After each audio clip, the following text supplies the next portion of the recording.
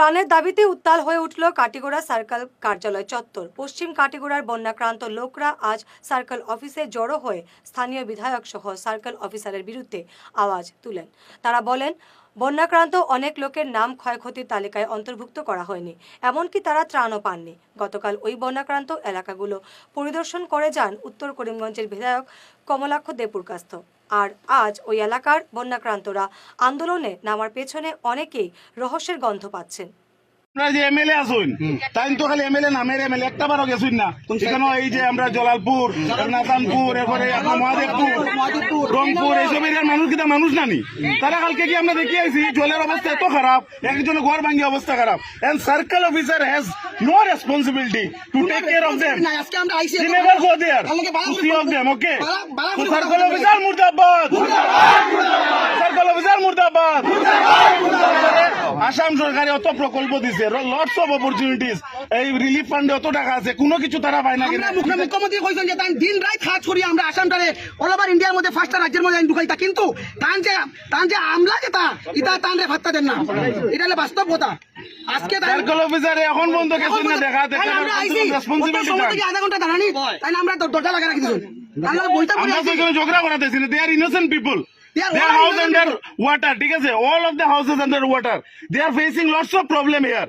মুখ্যমন্ত্রী Himanta Biswa Sarma gave lots of fund, but they have no responsibility about this fund, okay? মুখ্যমন্ত্রী দিন রাত এক করতে তাই আমরা আসামটাকে কিভাবে ডেভেলপ করা যায়, কিন্তু তান যে আমরাও হল, কিন্তু তান রে অনুসরণ করেন না। এটা আমি মুখ্যমন্ত্রী জানাইতে চাইলাম, স্যার আপনি দিন রাত এক করতে, কিন্তু আপনার আমলাগুলায় আপনার মানে রাস্তা অবলম্বন করেন না, এটা পরিষ্কার। আপনারা কোন জায়গাতে আইছেন? আমরা আইছি জালালপুর থেকে আইছি, পশ্চিম কাটিগড় জালালপুর থেকে। কতজন আছে? জালালপুরের রংপুর, মহাদেবপুর, টোটাল 6টা জিপি এমএলএ তো তাই না আসুন, হি ইজ অনলি এমএলএ। খালি সিট তাই খালি সিটও বহার লাগিয়া এমএলএ একবার গেছুন নি তানো দেখা টাং কনস্টিটিউন্সি, টাং বুটার, টাং কনস্টিটিউন্সি, এটা দেখি এটা না কি অবস্থা বর্ডার এরিয়া, এক একটা মানুষ জলের তলে। আমি কালকে দেখি অবস্থা খারাপ হয়ে গেছে, রাস্তার মধ্যে দেখি আমরা এক মানুষের এক বেলা করে হানি দিয়া, এটা কিন্তু আমরা ট্রাই করিয়া দেওয়া, আমরা 3-3 হানি দিছি নিয়া, কিন্তু একটা এখন নিষ্কর্মা সার্কেল অফিসার এত নিষ্কর্মার কর্মীগুলা একটা বার কে খবর লইছে না গিয়া বলে এই মানুষগুলা যে জলের নিচে আছে তারা কিতা করছে, সরকারের কিতা খালি টাকা লুটে নি কিনা কেন? নিষ্কর্মা এমএলএ মুর্দাবাদ, নিষ্কর্মা এমএলএ কাটিগড়া মুর্দাবাদ।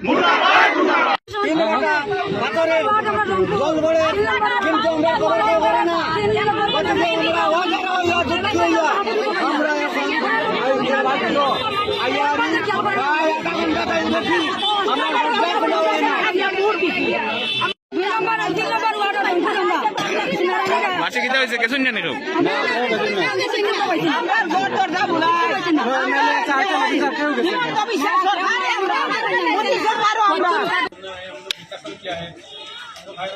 कंसल्ट किया है, तो इसके मुताबिक हम लोग डिसीजन लिया है कि यहाँ 6 गांव हैं, तो इस 6 गांव में हम लोग खबर मिला कि लोग जो फ्लड इफेक्टेड लोग के वो लोग रोड साइड में तुम्बा बना के टेम्पररी घर बना के वो लोग रह रहे हैं। हाँ, तो गांव का नाम ही बोल देता हूँ, एक तो नतानपुर, वीरनगर, निशानपुर, रोंगपुर, जलालपुर और महादेवपुर।